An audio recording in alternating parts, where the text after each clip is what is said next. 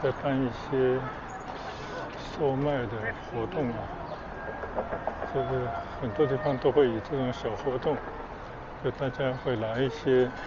自己的东西出来卖，这有点像中国的地摊经济。这条大道上呢，中间呢也是一片绿化带，在这个绿化带中间呢，会有很多名人的雕像。这边我看到一个非常有意思的金属的一个雕塑，原来这边呢就已经是香格里拉酒店了。我看这个街上就很多人租用这种共享单车。现在呢已经来到了安大略湖的湖滨了。你看啊，这边也有一些小商店，这边有个海港前的中心，其实是一个舞台啊。可能到了晚上呢，就会有很多人在表演。嗨，大家好。现在呢，我从租的一个 apartment 啊，准备出门上街去逛一逛。这个呢是我的小孩啊特地给我们租的房子，完全是工业风的一种装修风格，但其实这个楼呢还是蛮新的。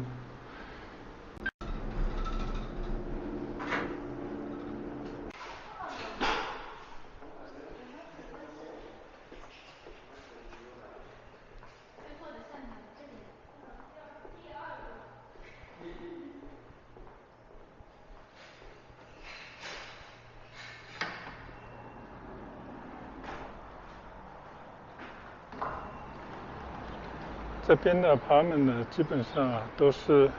有门禁的。一出来就看到这边有人骑着这种多伦多的共享单车。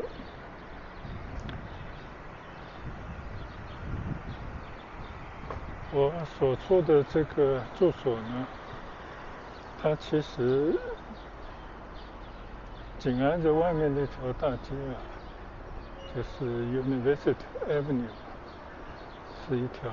大学大道，一直从多伦多大学边上的女皇公园向南呢，可以去到湖滨。今天外面刮着大风，天气阴沉的，不知道会不会下雨。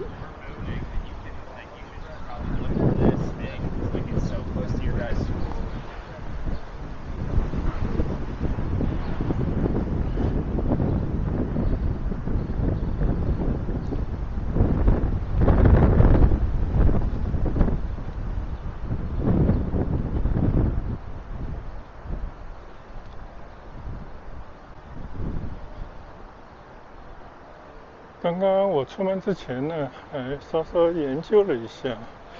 多伦多的这个共享单车的系统，就现在眼前看到的这种，就它呢都是放在这样的一个机器里面卡住啊，然后呢，从这边可以有两种方法购票，一个呢就是只接受信用卡。另外呢，你在手机上下载一个 APP，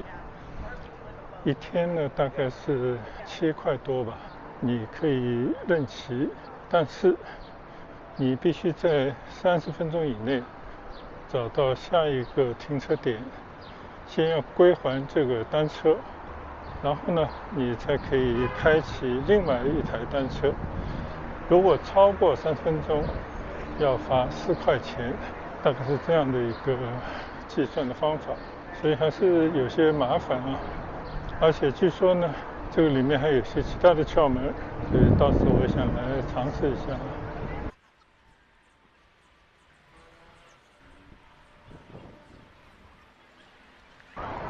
现在呢，走到了一条大街。今天我看这里有个小广场，在办一些售卖的活动啊。就是很多地方都会以这种小活动，就大家会拿一些自己的东西出来卖，这有点像中国的地摊经济。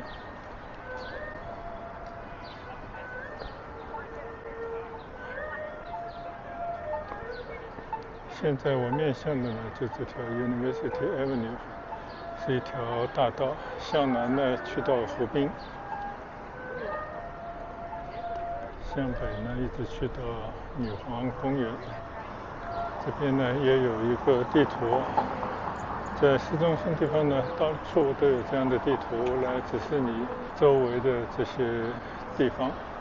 你看啊，现在呢我在这里，边上有个 Osgood 一个什么车站，然后往上去呢就去到女皇公园，边上就是多大，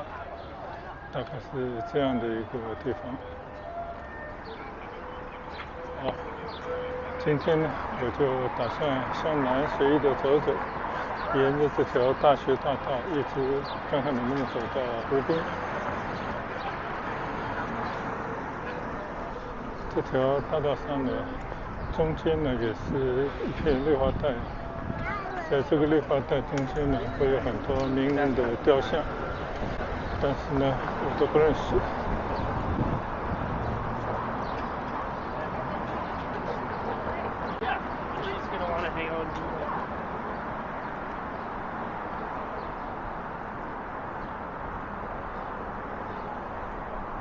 你看到这个左侧呢，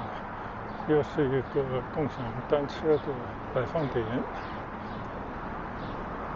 因为这个车呢，全部都是必须要放到一个设备当中啊，所以就会把这个车码得非常的整齐。如果你没有放到这个卡槽里面呢，你就还不了车。这样的话呢，就解决了在这个路上啊停这个共享单车呢码放整齐，就不会造成一个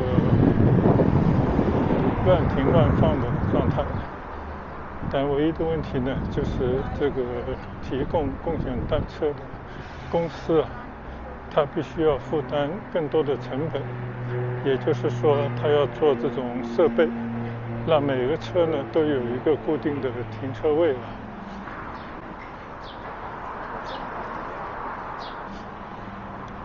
我查了一查，在多伦多呢，像这种共享单车，大概就有一个大的品牌叫 Toronto Here Bike， 大概是这样的一个品牌，几乎是垄断的。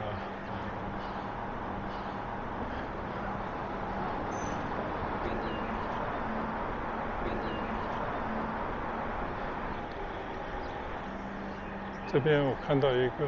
非常有意思的金属的一个雕塑，原来这边呢就已经是香格里拉酒店了。我们可以看看啊，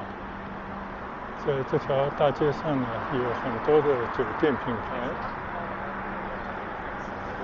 当然，街上是不是也会看到像我身旁那种躺在地上的流浪汉？在中文的媒体啊，特别是在国内的一些媒体上呢，经常会不断的放大这种西方的社会啊，比方说北美的加拿大或者是美国的街头，就会有一些流浪汉，甚至这些人呢，就有些夸张的一些举止，就会让人感觉街上非常的不安全。这个说的应该都是事实，因为我在这边呢已经来过2回啊。曾经在冬季的时候呢，也专门拍过躺在地上不知死活的那种流浪的人。但实际上呢，这样的风景大家在这边已经见惯不惯，因为它就是极少数的人，或者说潦倒，或者说精神层面有问题，或者是他内心有某种穷的信仰。所以其实呢，在这样一个多元文化的社会里面，大家彼此尊重，也包括尊重一些丑陋的现象。但是其实走在街上的绝大部分人呢，都是正常人，都是追求美好生活的人。虽然说很多人也都是一些普通的民众啊，就大家也是通过自己辛勤的劳动，有时候也会面临着收入不太高的这种沮丧啊，但是大家都努力的生活，最起码在这样的一个社会里面，只要通过自己的劳动啊，是不大可能饿着肚子的。而且基本的人的尊严、基本的生存的条件或者生活的环境呢，都还是说得过去的。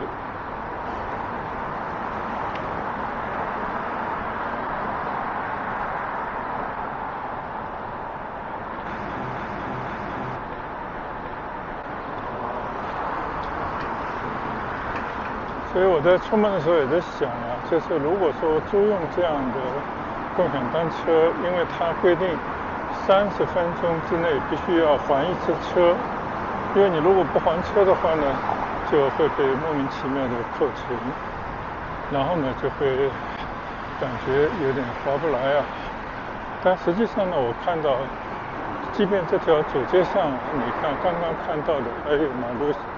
这个左侧对面啊，到处都是这样的共享单车的停车点。它没有像我们中国在一个地方，尤其是那种地铁边上呢，停的到处都是啊，满出来。因为呢，它真是一个萝卜一个坑，一台设备呢只能停一台共享单车，然后呢，它就需要在很多的地方去设置这种停车点。那么反而呢，就造成了就是说，你在半个小时之内，或者说在几分钟之内，你肯定能够找到一个这样的停车点去还你的车，然后呢，按照规则你再去取第二台车，大概是这样的一个情况。但是对于一个不太熟悉这样租车还车的人来讲呢，可能一开始多少会有些困惑，也希望过几天我来尝试一下啊。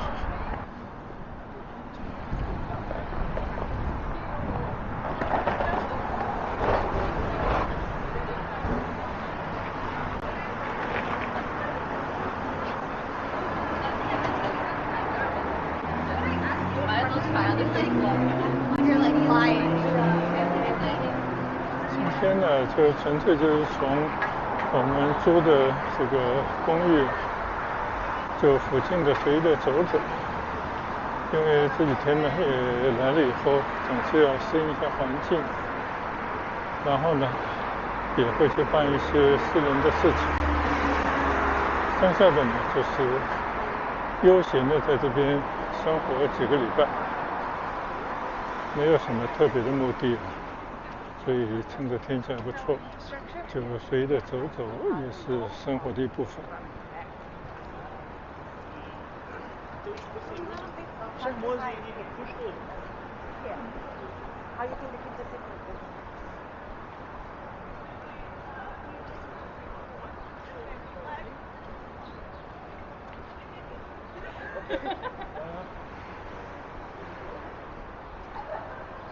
我记得晚上呢走过这条大街，像右侧的这些，还有马路对面的酒吧，晚上都是人，就那种西式的酒吧的文化，在这边应该是根深蒂固。可能跟我们中国人啊，大家热衷于围着桌子上吃饭，稍稍有些不同。他们呢就在路边啊，就是坐着，也是3、5好友、知己或者家人，一样啊，都是侃大山，都是闲聊。所以人呢都是有共性的地方，就是都有社会性，大家呢都希望找到一些同类或者志同道同者，大家呢可以一起说说话，自己的观点呢能够相互认同。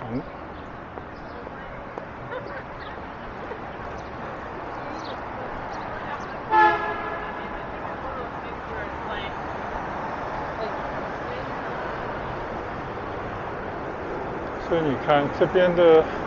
很多的这种餐馆或者酒吧呢，他们都是开到马路边啊，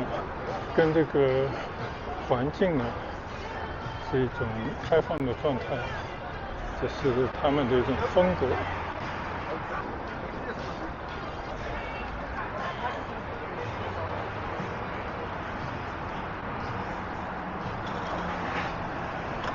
那天我也问了一下小孩，就说他们这边的老百姓啊，比方说3、5个人到这样的酒吧或者餐馆吃饭的话，一般都会有些什么样的消费？然后呢，基本上大概也就是20、30块钱一个人均消费吧。那我觉得可能相对而言，会比在中国的普通的这种聚会高那么10几、20左右，但基本上呢，也就是一个平均的人均150，撑死了人均120人民币这样的消费的水平。那对于折合人民币一个月收入接近2万或者超过2万人来讲的话呢，就这部分的支出，如果不是每天这样的行为呢，其实还是非常可控。所以大家热衷于聚在一块，稍微花些钱，享受一些大家在一块说话的这样的聚餐，我觉得也是非常不错的一个活动。现在我面对的是悦客街，这栋大楼呢，就是我上次来的时候从这边出来，走的时候也从这边进去的联合车站，有古色古香的一个车站，而对面呢就是悦客酒店，就2个古色古香的老建筑相对而立。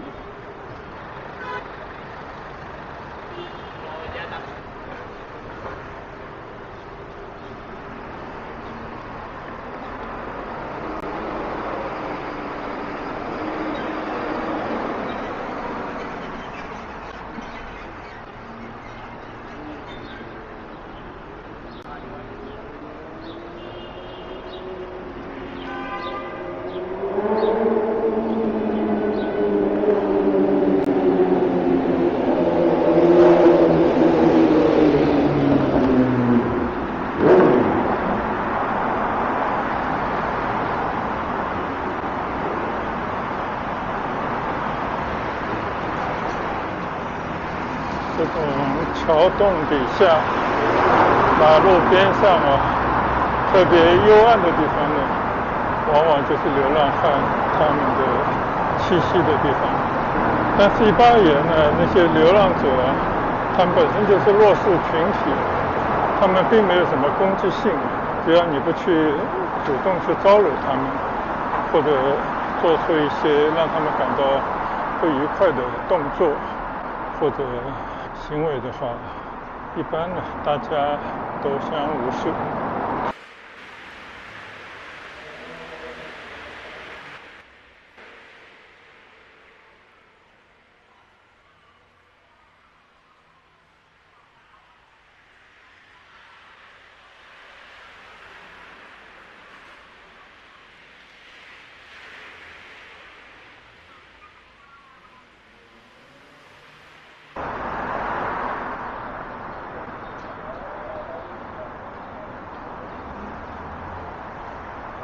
走过了联合车站，现在呢向着湖边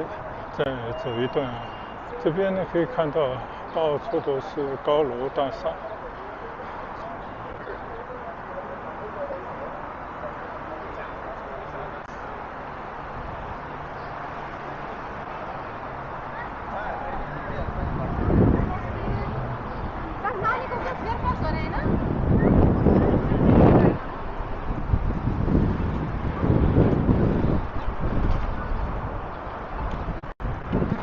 看到多伦多闹市区的街头，大家出行的方式各种各样，有滑板的，有骑单车的，也有很多其他的这种方式。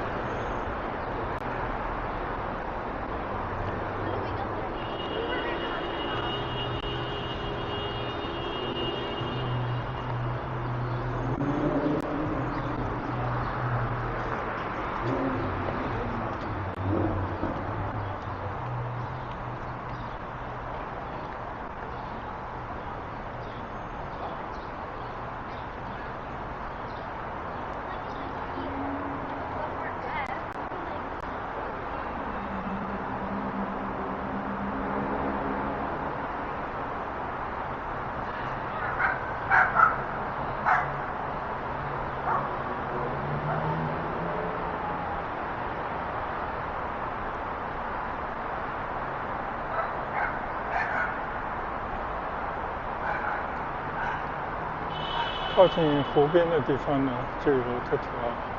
Gardiner Expressway， 其实是一条高速公路。我上次来坐车呢，也在这条道上跑过好多回。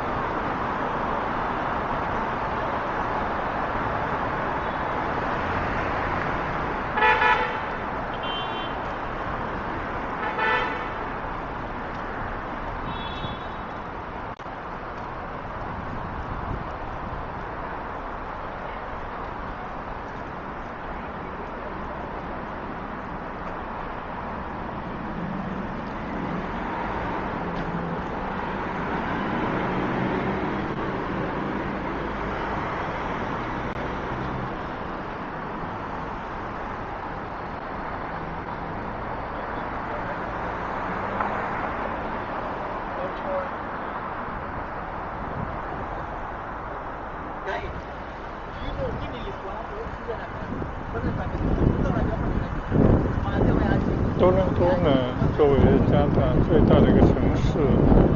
也是我感觉跟美国那个大城市比较相像的一个地方，因为它确实是在北美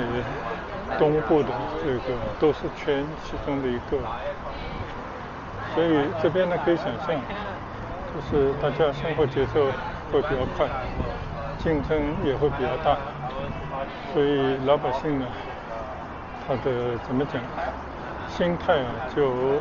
很难做到完全的心平气和，对这些像交通规则啊等等啊，就不会遵守的那么严格。所以你看这个车上啊，不用说那些车呢走得很快，有时候也会跟行人抢道。老百姓在过马路的时候呢，也会不过红绿灯。很多人就是看着红灯照样走过去。当然我说的不是大部分人，是一小部分人。大部分人呢，还算是遵守规矩。就毕竟这个社会还是有一些准则需要大家去遵守的。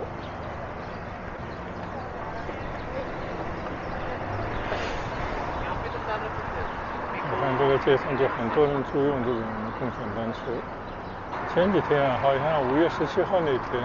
就这一天呢，其实是一个免费的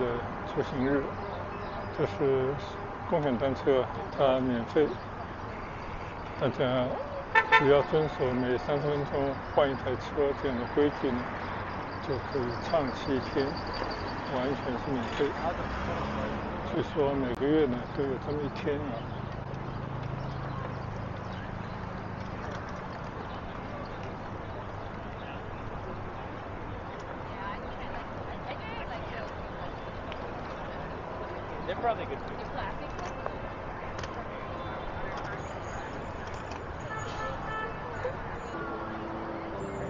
现在呢，已经来到了安大略湖的湖滨了。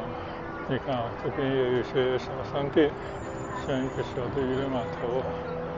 这边呢也会卖一些纪念品。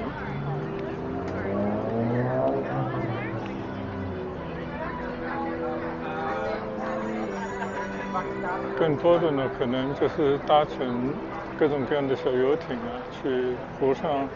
闲逛啊，大概是这样子。当然也有大的一些游船。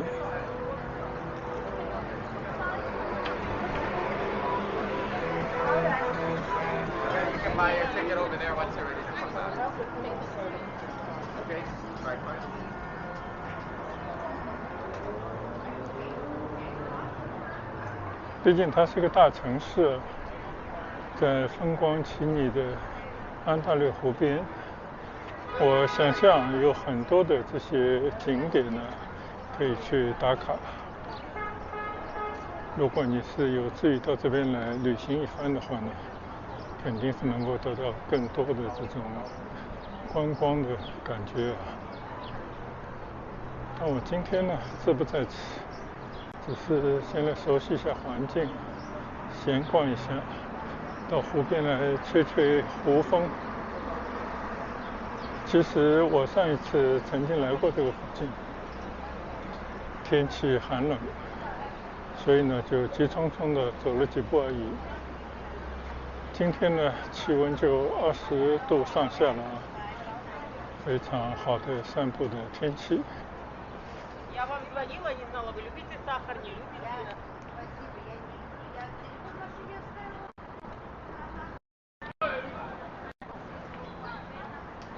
其实都一样啊，任何有水的城市呢，都会有这些水上观光的项目。即便你到上海的黄浦江、广州的珠江里面呢，也都是这种观光船啊，应该都差不多。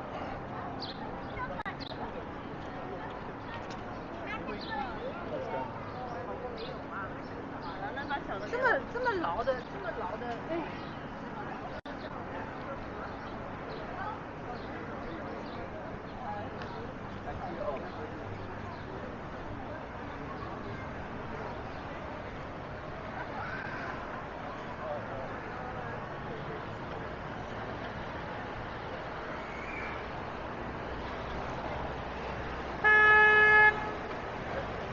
一个载满着人的小艇啊，到湖里去泛舟游荡了。这个湖呢其实是超大的，但是在这个湖边呢，据说有一个小岛，或者说一群小岛。这个岛上呢还有机场等等啊，其实都应该是公园了。那我清楚到底要怎么到这个岛上去。我们就在这边稍稍的看一看湖边的这些房子吧。你看啊，跟任何一个城市的这种水岸的地方一样，就早早呢都成了这些高楼大厦的地方了。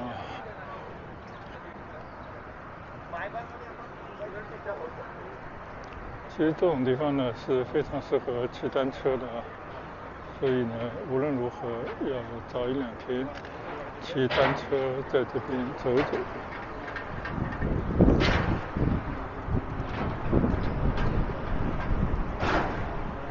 在湖边呢，你可以看到高楼大厦的下面呢，其实都是一些餐馆，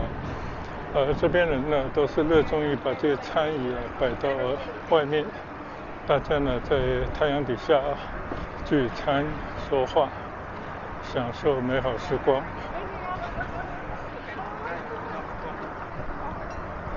这边呢就是一个又一个的码头，这里有很多城市观光的这些游船，应该是蛮有意思的一种体验的方式吧。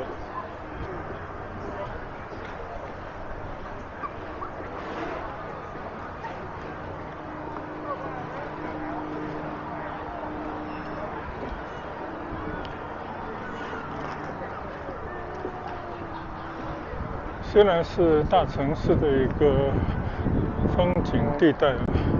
但是呢，你可以看到这个湖边呢还是很实用，其实就是一些停船的码头，它没有搞太多的这种设施或者是美化，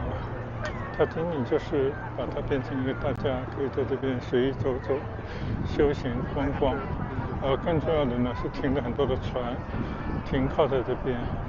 让大家可以很方便的搭船的这么一个地方。我的前面是一个帆船，我不知道这个帆船是一种全新的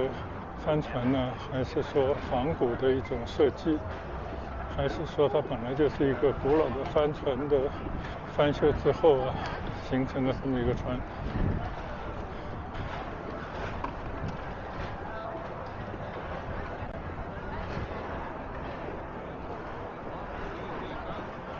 不知道这个船是不是现在已经变成了一个餐馆呢？不清楚啊。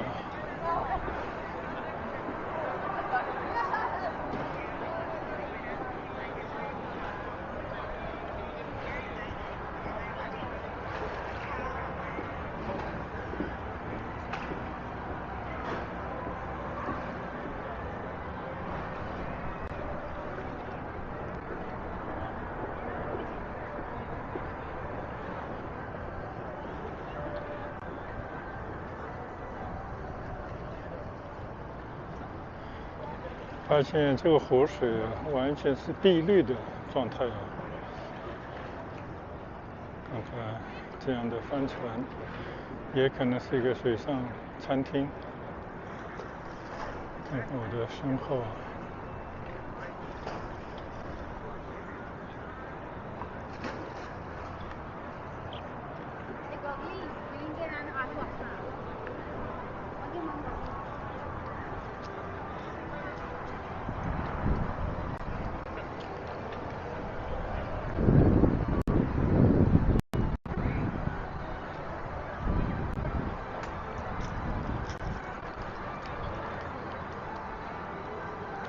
这里还有一个带喷泉的小广场，孩子们在这边游乐。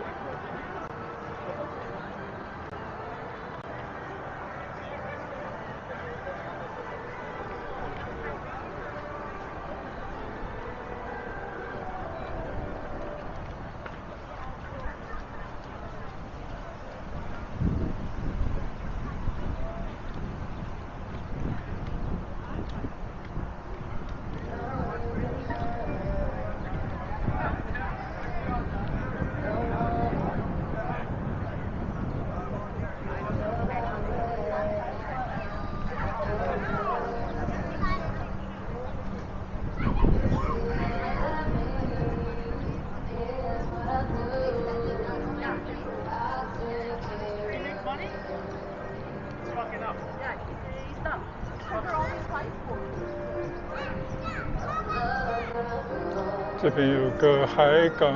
前的中心，其实是一个舞台啊。可能到了晚上呢，就会有很多人在表演，很多人在这边当观众啊。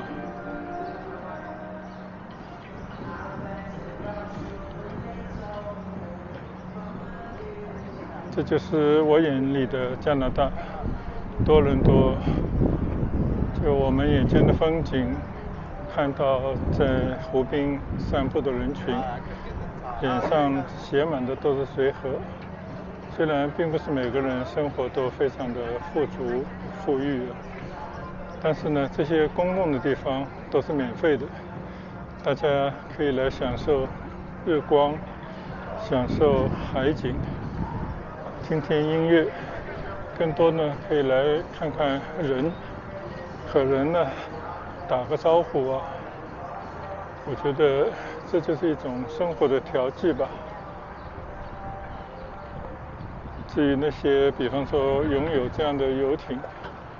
可以自由的出海去巡弋的人呢，生活肯定就会更加的丰富一些。